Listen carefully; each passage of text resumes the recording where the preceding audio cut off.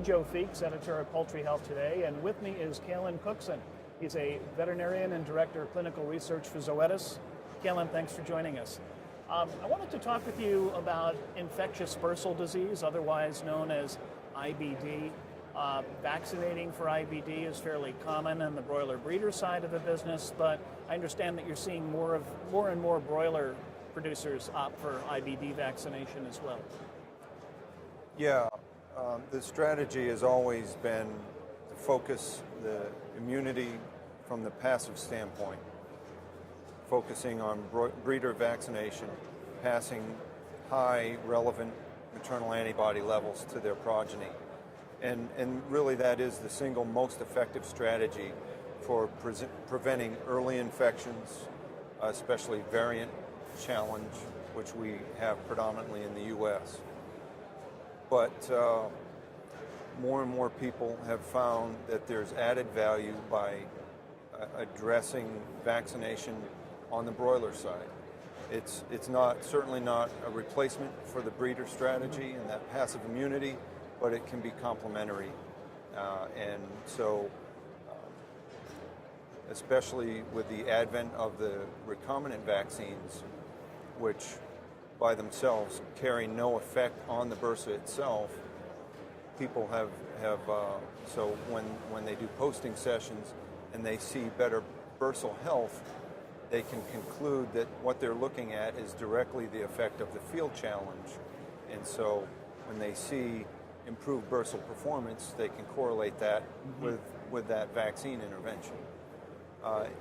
Along with that, people have felt like they get a performance kick out of vaccine intervention. So that single vaccine, I think, has reminded people that we can do things on the broiler side to dampen the effect of field challenge, and it can complement what we do on the breeder side, so we can get an even greater return on our investment.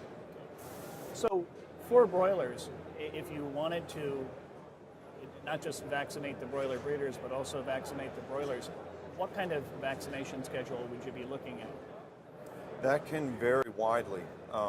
If you're just using what I would call a conventional live program, it can be either just in ovo with a mild vaccine and then nothing, or it can be just field vaccination.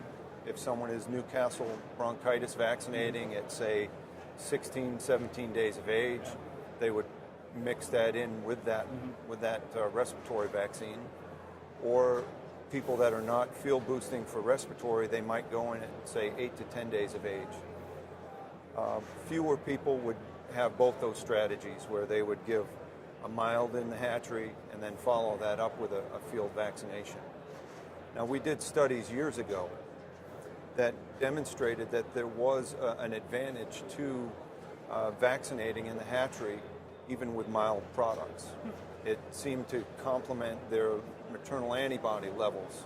So the net sum of that is they could delay the onset of field challenge by another 2 to 3 days. Mild vaccines by themselves will never prevent infections, but we hope that we can extend that time of coverage. Now, you recently did some other comparison trials with different types of vaccines for managing IBD. Could you tell me about those? Well, we did a controlled vaccination challenge study a while back, where we compared an immune complexed IBD vaccine. So it's a combination of a strong IBD vaccine live that's complex with antibodies to IBDV. And we compared that to a recombinant vaccine.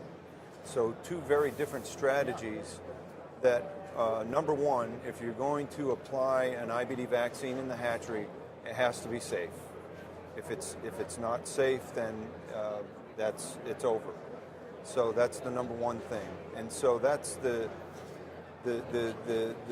number one strategy with the immune complex vaccine, is to protect the bird from the vaccine at a young age. so that there can be no immune suppression caused by vaccination.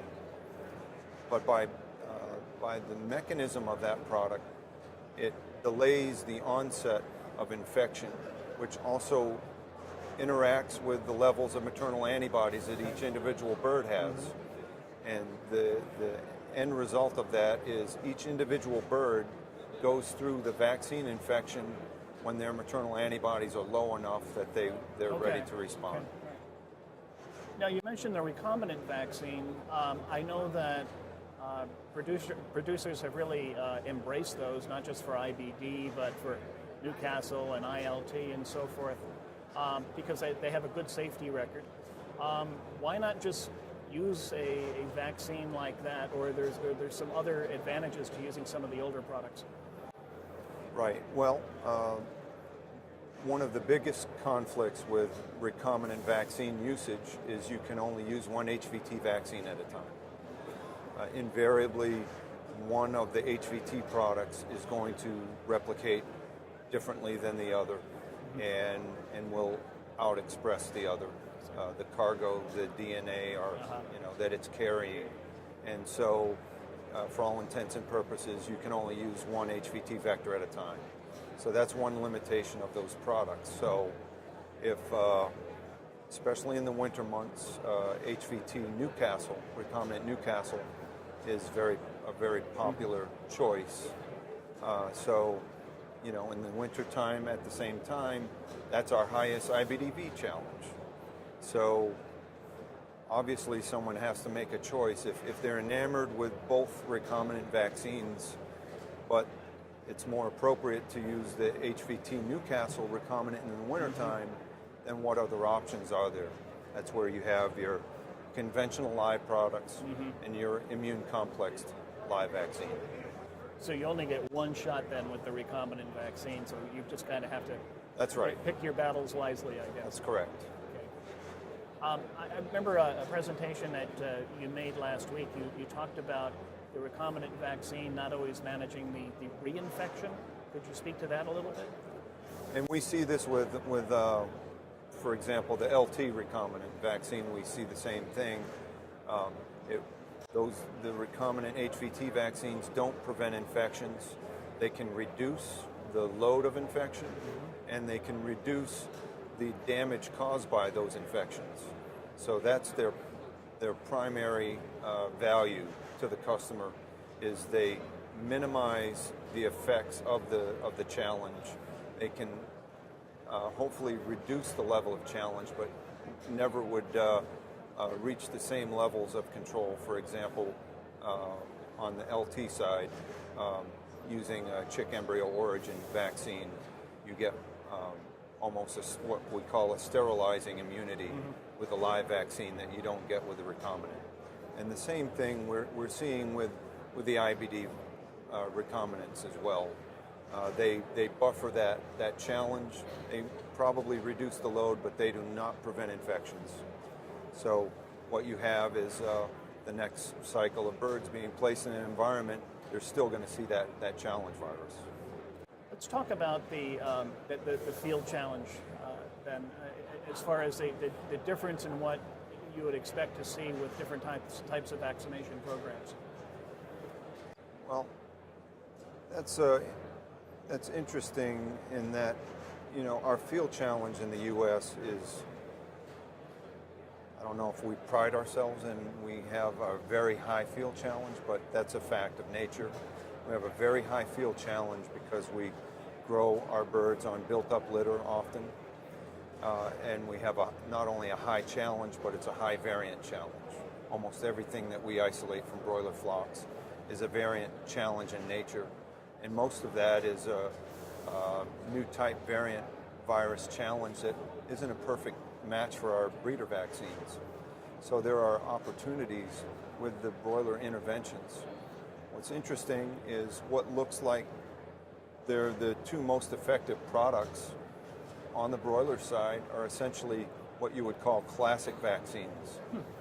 Okay, so your recombinant vaccines, or at least the main product being used in the U.S. successfully, contains a classic IBD insert, VP2.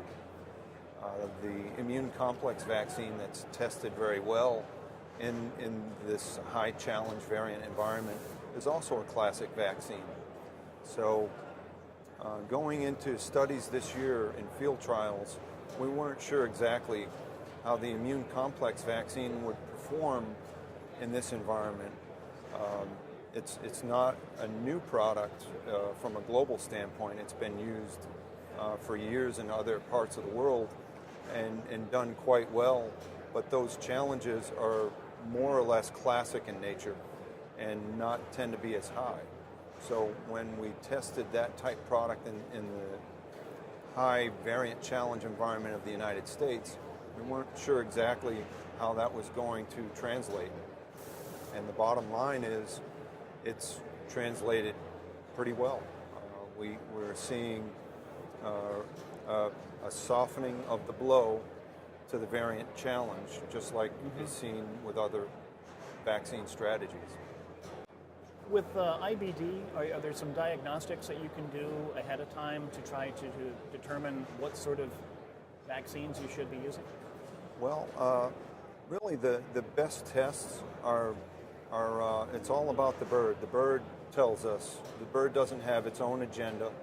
So if you want to really understand what the issue is with a given disease, go to the bird. And so that's what we do with IBDV. We generally will take bursal samples at 3 and 4 weeks of age, and that gives us a good window to determine when is the onset of infection and how is that infection, how is it going through that flock? Is it going through and sustaining? Is it going through and then just really creating great damage? Because timing of infection is critical.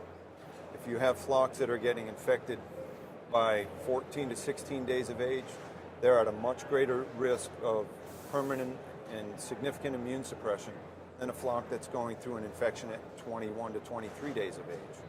So timing is crucial. And the other part of that analysis is PCR. So you first find out what's the timing of infection, and then what does that virus look like that's causing that timing of infection.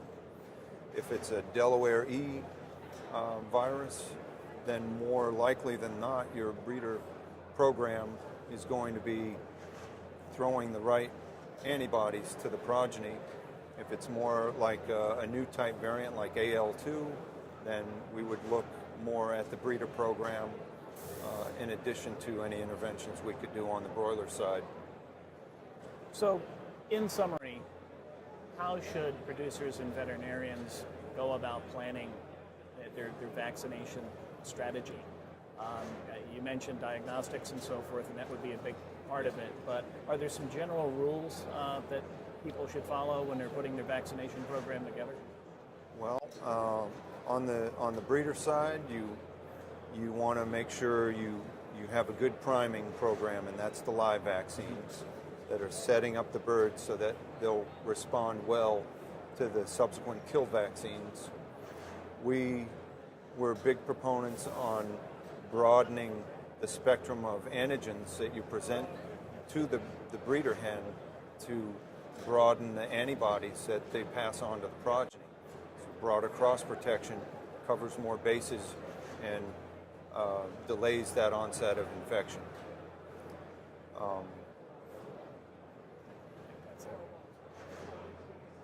Broiler side, I don't think antigen selection is as critical.